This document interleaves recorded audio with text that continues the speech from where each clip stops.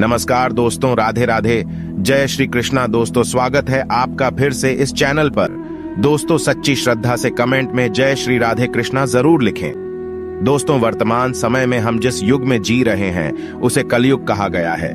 चारों युगों में कलयुग को श्रापित युग कहा गया है। धर्मशास्त्र में भी इस बात का वर्णन है कि जब कलयुग अपने चरम पर पहुंचेगा तब इस धरती से धर्म का नाश हो जाएगा और उस समय भगवान विष्णु कल्कि के रूप में इस धरती पर अवतरित होकर कलयुग का अंत करेंगे और पुनः धर्मयुग की स्थापना करेंगे।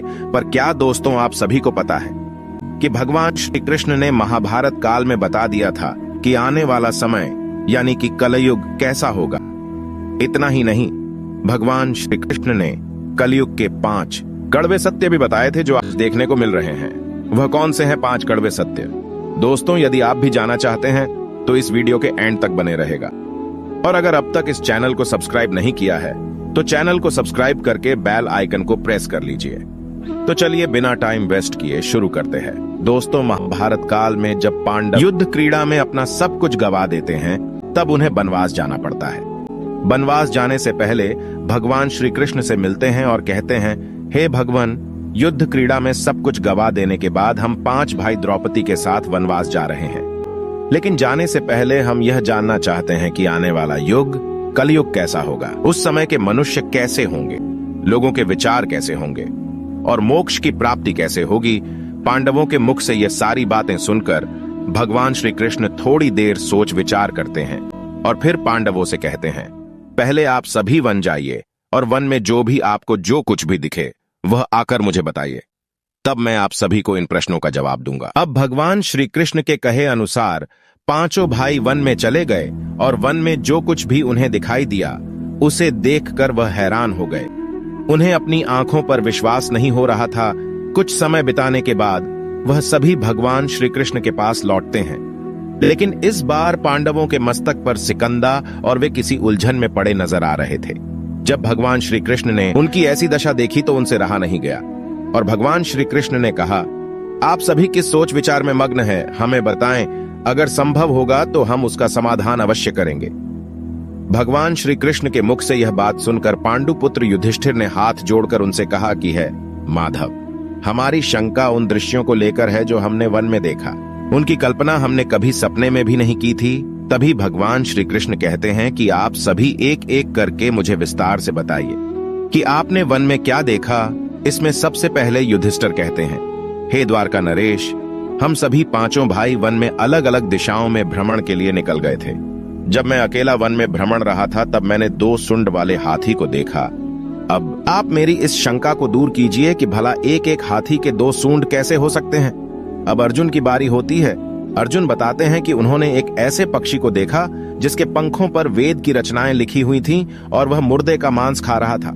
अर्जुन के बाद भीम बताते हैं कि उन्होंने वन में एक ऐसी गाय को देखा जिसने अपने बछड़े को जन्म के बाद चाट रही थी कि उसके शरीर से खून आने लगता है। इसे देखकर मैं हैरान रह गया कि कोई माता अपने बच्चों के साथ ऐसा कैसे कर सकती है। अब भगवान श्री कृष्ण सहदेव से पूछते हैं कि सहदेव, तुमने वन में क्या देखा? तो सहदेव ने कहा कि मैंने एक जगह बहुत से कुएं को देखा जहां हैरानी की बात यह है कि आसपास के सभी कुएं में पानी था और बीच का कुआं खाली था।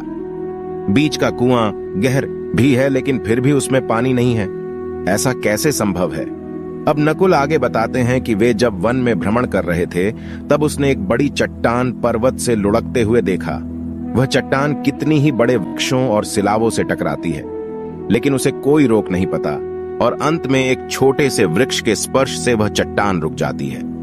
अभी युधिष्ठिर भगवान श्री से कहते हैं कि है वासुदेव, हम भाइयों ने जो भी मन में देखा उसका सारा विस्तार आपसे बता दिया। अब आप हमारी सारी शंकाओं को दूर करते हुए हमें विस्तार से बताइए। तब भगवान श्री कृष्ण ने युधिष्ठिर से कहते हैं कि धर्मराज, जैसा कि आपने बताया कि आप 2 सूंड वाले हाथी को देखकर हैरान में पड़ गए हैं, लेकिन इसमें हैरानी की बात नहीं है, क्योंकि कलयुग में ऐसे व्यक्ति ही राज करेंगे जो बोलेंगे कुछ और करेंगे कुछ और, उनके मन में कुछ और, कर्म में कुछ और होगा।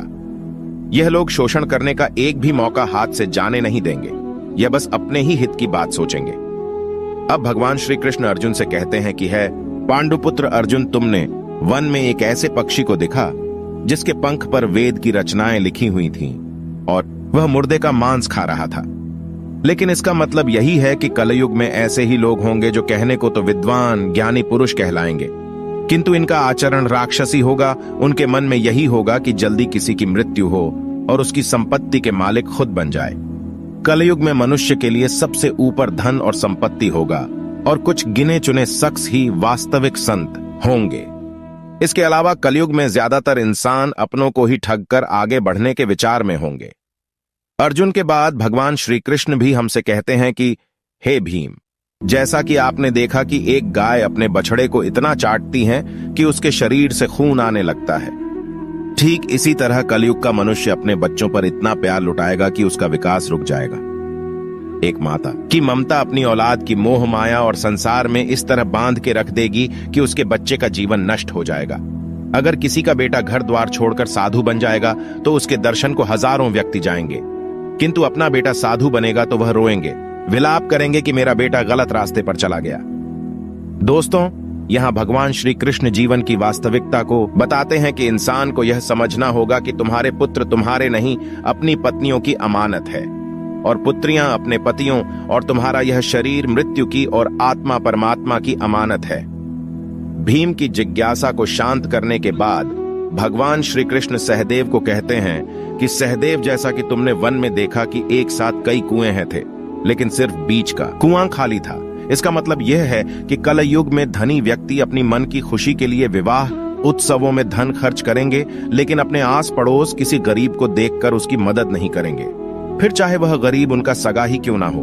अपनी मौज मस्ती के लिए, खुद को खुश रखने के लिए वह शराब, कबाब और फैशन में पैसे उड़ाएंगे, लेकिन किसी के आंसू को पूछना अपना कर्तव्य नहीं समझेंगे। कलयुग में अन्न तो होगा और धनी लोग उसका उपभोग करेंगे, लेकिन गरीब व्यक्ति एक एक दाने के लिए तरसेंगे और ऐसे ही मर जाएंगे। भगवान श्री कृष्ण की यह सारी बातें सुनकर सहदेव थोड़े दुखी हो जाते हैं, लेकिन इस कटु सच के सामने वह क्या ही कर सकते थे। अब भगवान श्री कृष्णा नकुल से कहते हैं कि नकुल, जैसा कि तुमने वन में देखा कि एक बड़ी चट्टान पर्वत से लुढ़कती हुई बड़े बड़े वृक्षों और विशालकाय चट्टानों से टकराती हुई आती है। वह रुक नहीं पाती है, लेकिन एक छोटा सा वृक्ष अपने स्पर्श से ही उसे रोक देता है। इसका मतलब है कि मनुष्य की बुद्धि क्षीण होती जाएगी और उसके जीवन का पतन होगा, लेकिन उसके पतन को एक धन रूपी वृक्ष रोक नहीं पाएगा, पर हरि नाम रूपी एक छोटा सा पौधा व्यक्ति का पतन रोकने के लिए सक्षम होगा। अतः कलयुग में हरि नाम ही एक मोक्ष का मार्ग होगा, अगर व्यक्ति धन का लालच छोड़कर भगवान की भक्ति में रम जाएगा। हरि नाम का जप करेगा तो निश्चय ही उसे कोई दुख तकलीफ नहीं होगा और मरने के बाद भी उसे भगवान के चरणों में जगह मिलेगी। दोस्तों, अगर आप गौर करेंगे तो पाएंगे कि भगवान श्री कृष्ण द्वारा बताई गई ये 5 कड़वे सत्य इस कलयुग में नजर होते आ रहे हैं। ऐसे में अगर आप भी अपने जीवन की सारी तकलीफ को दूर करना चाहते हैं तो आज से ही हरि नाम का जप करना शुरू कर दें। तो दोस्तों, इस वीडियो में फिलहाल इतना ही।